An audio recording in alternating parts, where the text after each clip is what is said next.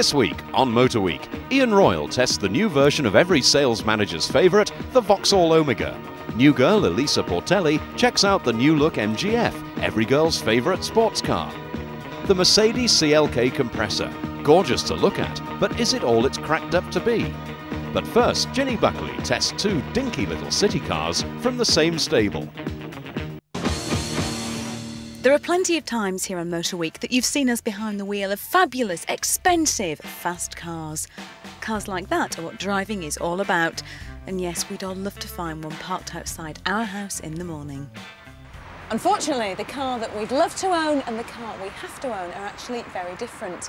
The reality needs to be an affordable, practical car, something to nip around in and transport us all from A to B. And those are qualities that these two midget gems certainly have. The Seat Arossa and VW's baby Lupo. Cute little names, in cute yet practical packages. But they're also cars that won't leave you pleading with the bank manager. But how do these super minis, that are just perfect for today's super mums, compare with each other? In terms of the factor, they're both sweet little bundles. In fact, from behind to take the most observant of mums to even tell them apart. They both have a squared off little hatch at the back that opens to reveal a tiny amount of storage space which is actually even smaller in the Lupo. But that's the only point that makes the Arossa the more attractive of the two. Both cars have a very similar look. They do, after all, share the same daddy, otherwise known as Volkswagen. But the story here is one that's familiar to many siblings. Unfortunately, the Arossa has lost out to its little brother in the looks department. Now, they are very similar. In fact, they could almost be twins.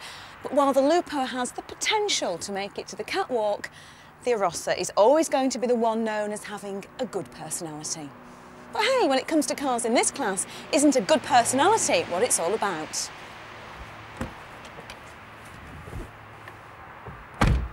This is the kind of car that you immediately feel at home in. The 1.4 engine feels nice and punchy, it revs smoothly, and its 60 brake horsepower gets you to a top speed of 100 miles per hour. 0 to 60 takes 14 seconds, a couple of seconds slower than the Lupo. The 4-speed gearbox is slick and it responds well. Now, my only gripe is that the power steering, which by the way is standard on all models, feels a little bit heavy. But that aside, this car sticks to the road like glue when you corner, and it really is, surprisingly, a very entertaining drive. The Arossa shares its platform with the VW Polo.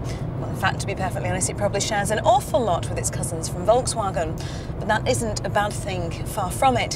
What it actually means is that Seat's days of quality control problems are now long gone. There's a definite feeling of quality about the Arossa. But of course, quality costs. And in this case, the 1.4 SE will set you back £8,395.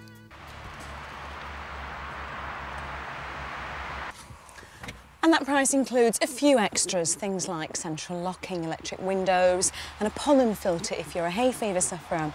Now, the cabin isn't the most exciting of places to be, what with this extremely large, bulky dashboard of, yes, black plastic. But everything does feel solid and well built, and as if it would withstand the hammer that a family will no doubt put it through. Now, we know that little Lupo comes tops in the looks department, but what about that bit that we spend all our time in? The interior. Well, the bright green upholstery that tones with the exterior paint job will certainly wake up the kids in the morning. I think it looks great, it's really bright and cheerful. But don't worry if green isn't your theme, because there are plenty of other colours you can choose from.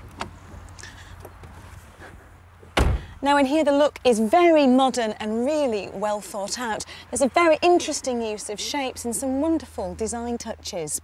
The Arossa may have been well built, but this eclipses it. It just oozes quality and design. You could almost be in a Golf that's been shrunk in the wash. Just look at the way the grab handles and the cup holders are dampened. There are plenty of ingenious storage spaces, and my favourite touch for those cold winter mornings, heated seats. These are things that you would normally expect to find in a luxury marque and not a super mini. In fact, the quality in here could put many luxury cars to shame. But then, this is a Volkswagen. And this 1.4 SE may be more upmarket than the Seat, but it's going to cost you more as well. Around £1,200 more at £9,500. But remember, because this is a Volkswagen, the reputation and build quality mean you won't lose quite so much money after a few years of motoring. And what happy motoring it will be. The 1.4 engine produces 75 brake horsepower. That means you get a top speed of around 106 miles per hour. And if you're up for it, you can get from 0 to 60 in just over 12 seconds. But somehow I don't think the Lupo is going to attract too many boy racers. Now this 1.4 engine is definitely a better buy than the 1 litre. The 16 valves means that it rushes around town in a hurry to get all your jobs done. It really does feel very nippy. Overtaking is no problems in it, neither is cruising on the motorway. The benefits of Super Minis are of course cheap insurance, Group 5 in the case of the VW and a low Group 3 for the Seat. They'll also be cheap to run as they both average around 45 miles to the gallon. And now it's time for the bit that all brothers and sisters hate, picking the favourite. And in this family, it's a very close call. The Arase is an excellent value for money package, and surprisingly, it's very entertaining to drive. The Lupo isn't quite so much fun behind the wheel, but it's the excellent build quality and those wonderful design touches that really make it stand out. And as I doubt that many of us are buying a Super Mini with performance in mind, for me, the Lupo gets to be the favourite in this family. There's no doubt, Mercedes-Benz is one of the most prestigious marques that money can buy. They've built their reputation with a whole range of very solidly engineered saloons, coupes, two-seater sports cars, even off-roaders along the way. The thing is that other drivers that you meet on the road will react in one of two ways, either with admiration and respect, or utter contempt tinged with envy. Now, as far as the interior is concerned, certainly at first glance it is a quality motor car. That shows all over. But this black wooden trim here, which costs £1,000 extra, by the way, is not only prone to reflections, but in certain places they haven't even made it fit properly. These seats certainly don't look anything special, very nice brown leather, but for £3,000 as an optional extra, you'd think they could make them look a little more special, and many people who've been a passenger in this car say these seats are just far too firm. Me personally, I like that, but it's not to everybody's taste. And overall, the feel of it is not as good as it should be in a car of this class. As far as quality is concerned in the fit and fitments department, a new Golf would certainly give this a good run for its money. And of course, because it's a Mercedes, things like the door shut are just absolutely wonderful. A gentle push, and it should shut. But in fact, it doesn't. And you have to give it quite a good hard slam before it finally does. Don't know why, but there you are. Overall, though, the lines are absolutely fantastic. This is one good-looking car, but then I like coupes anyway. They always look nicer than a saloon with these graceful, sweeping lines. The boot is more than big enough to put in your golf clubs for a round with Rafe. And let's face it, this certainly wouldn't be out of place in the golf club car park now, would it? A gorgeous-looking car, and it just exudes quality. These alloy wheels, by the way, fitted to this particular car are an extra.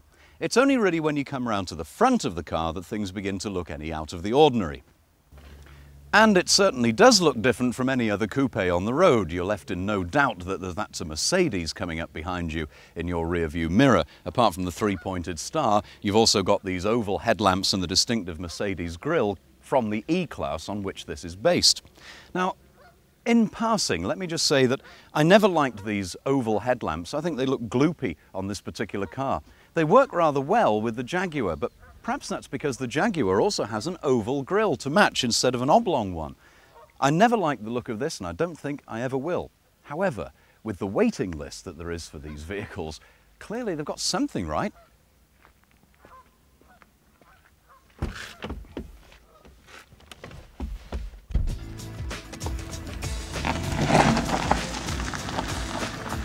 There are 3 engines available. Either side of the 230 compressor we tested are the entry-level 200, a 2-litre 4-cylinder engine, and the 320, a smoother, more powerful 3.2-litre V6, which will cost you around £5,000 more than this car. Now this is the CLK 230 compressor, which is a 2.3-litre engine with a supercharger, which is a little bit like a turbocharger, except that instead of being driven by the exhaust gases, it's driven either by belts or pulleys directly from the engine, so it's available in theory all the time to give the maximum boost to performance. And therefore, for a 2.3 litre engine, this thing pumps out close to 200 bhp and is quite torquey too, even at low revs. That's the benefit of the supercharger. So in terms of out-and-out performance, for a 2.3 litre engine, it's not at all bad. If you've got a bit more money to spend, you could get the V6 version of this, and then you really are looking at serious bucks. Also, there is a 2 litre non-turbocharged or supercharged engine available, but that really is a little bit underpowered. I've got to admit to you that I always have a problem assessing ride and handling qualities in a coupe. For one simple reason, what exactly does coupe mean? Does it just mean, as the French word literally means, cut off in the body style?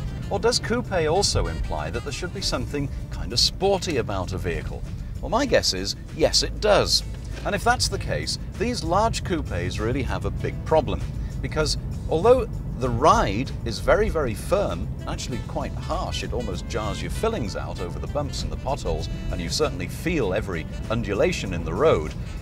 The ride, as a consequence, isn't actually that good. There's quite a lot of body roll on the corners, and turn-in, which again you wouldn't expect to be absolutely pin-sharp as if it was an out-and-out sports car, really isn't that good. The steering is quite dull and lifeless.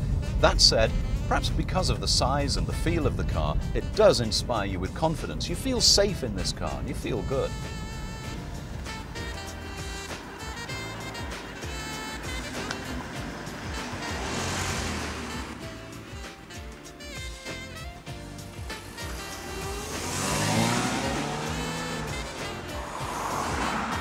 So who would be buying a car like this? Well, clearly somebody who's reasonably well heeled, because with all the extras on it, this vehicle is around £42,000, which is quite a lot of dosh, though you can get one for more like 30.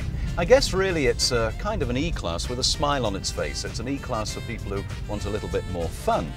And perhaps it would sell well to empty nesters, or maybe a young executive with 2 young children who can put up with the relative paucity of room in the back. At £30,000, the Mercedes-Benz CLK certainly isn't overpriced, but remember it's only £30,000 before you start to load it with goodies. But for around about that price, you can also get yourself a Jaguar S-Type or a BMW 3 litre CSI Coupe. And quite honestly, both of those have got a better overall package where ride and handling and performance is concerned. And you see, that's where I think Mercedes have now got a problem, because other people are catching up fast in that key area of build quality and reliability, and therefore Mercedes-Benz, if they're going to keep that edge, have got to get it right in areas like engines, ride, handling, performance. Quite honestly, with this car, they haven't done that. I was really looking forward to using this car for a couple of days, and I'll be honest with you, I'm really quite disappointed. Coming up after the break, Elisa Portelli and the racy red MGF. And Ian Royle puts the new look Vauxhall Omega through its paces.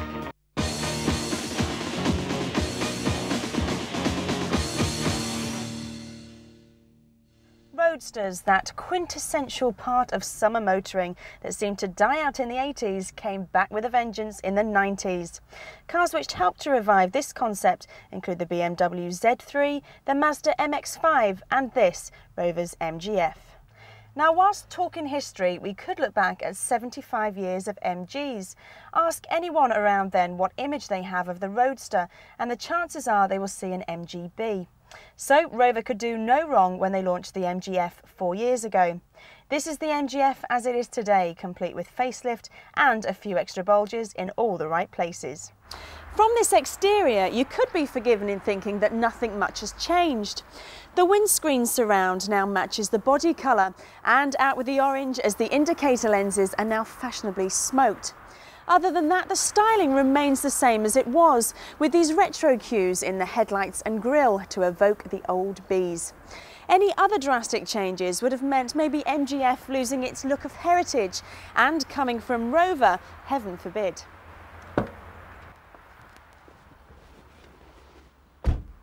In here, the changes are just as minimal. Rover has taken the striking chrome and Allen key design from outside and applied it to the gear stick and surround. And even the speakers have a fancy trim around them. Chrome stays inside as the dials now have a lovely silver finish to them. And in answer to customer criticism, the steering column is now adjustable. The MGF's cabin really is a pleasant place to sit. The light colours are very refreshing and make a change from the usual swathes of black and grey plastic. Plenty of thought has gone into coordinating the MGF's trim, and it really shows. In addition, this car must go down as one of the best built MGs ever. All the work that Rover and BMW have put together in improving build quality has certainly paid off. This car feels really well put together, with quality plastics and not a rattle to be heard. Now obviously a roadster is not a roadster unless you can lose that hood and feel the wind through your hair and the sun on your face. And any sun seekers out there will appreciate the ease of lowering this hood. Just release the 2 catches, down it drops and off you go. On the road, the MGF shifts along quite nicely. This 1.8 litre engine remains the same, with the option of the VVC engine, which stands for Variable Valve Control for any of you non-technical types out there. Basically, it's there to ensure that you get the performance at the top end without losing the thrust at the traffic lights. Basically, it's an all-round good performer and you won't be disappointed. With that in place, MGF can get you from 0 to 60 quite happily in 8.5 seconds, and it has a top speed of around 120 miles per hour. The MGF is a good performer and you have the grunt of that VVC engine behind you, but it doesn't feel as fast as it should do, even though the figures state good performance. It tends to lack a sense of occasion, like for example the BMW Z3. There are plenty of options, as is often the case when buying a new car these days, to personalise your own. Hundreds of colours and accessories ensure you can get more out of your MGF than those that came before it. But surely the whole point of a roadster is for a blast around the country lanes on a sunny weekend. How times have changed. MG originally started by producing cheap, affordable and extremely popular sports cars. Now there's no doubt in the popularity of the MGF or its capability as a car, but as a sports car I feel it fails to make a convincing case, especially when up against its predecessors. Arguably, there isn't a place in the modern automotive world for the MG to compete head-to-head with their parent company's BMW Z3, unless of course you're a sucker for classics. It is therefore left to the MGF to fulfil a rather different role. If it's the sports car look that you're after, but with few of the sports car compromises, then this is the car for you. Personally though, I've never looked at the Roadster as being a luggage carrier. To me, I would rather keep those left to the people carriers. Vauxhall and General Motors have probably never had it so good because in the past 5 years their flagship Amiga has been consistently at the top of the executive car charts. In that time they've beaten off the likes of the Ford Scorpio and the Rover 800. They've literally beaten those 2 cars into submission. The quirky frog-eyed Scorpio we never really took to, and the Rover 800 after all was just a Rover. So Vauxhall have taken the decision to freshen the Amiga range up, give it a new lease of life for the next 3 to 4 years before their next generation executive saloons and estates arrive.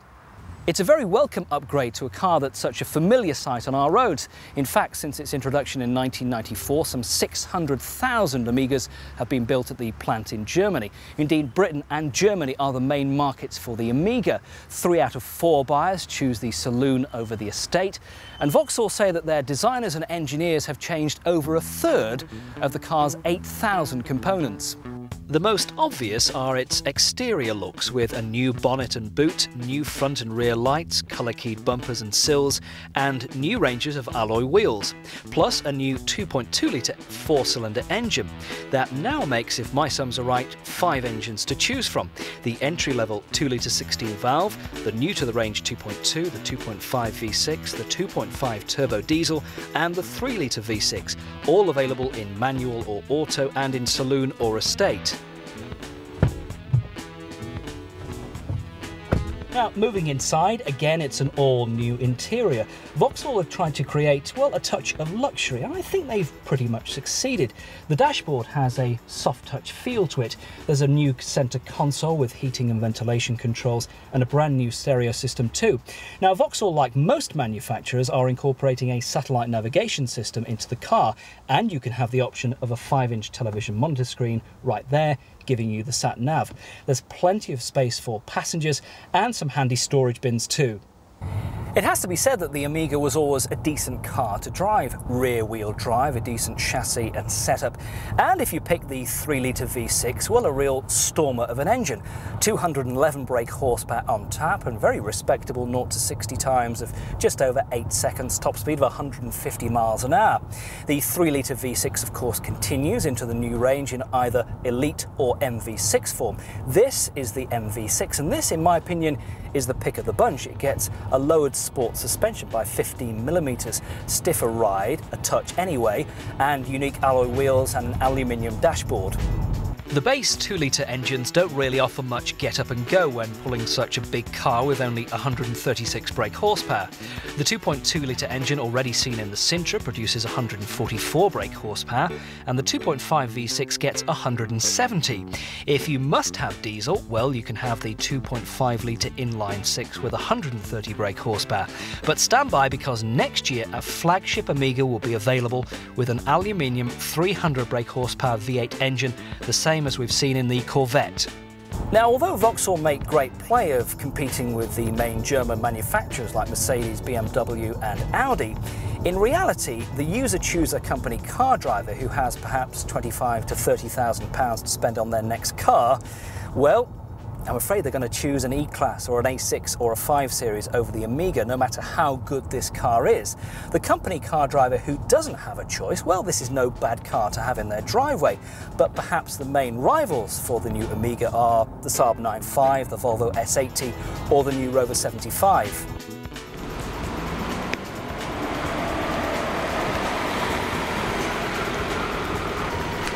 So the Amiga, not before time, has had a very welcome facelift, and that's really all that's happened with the car. The underpinnings remain the same as the outgoing Amiga model. It's very spacious, it's extremely well built. It's a car that can take on the might of Mercedes, BMW and Audi. It's just a shame it's got the wrong badge on it.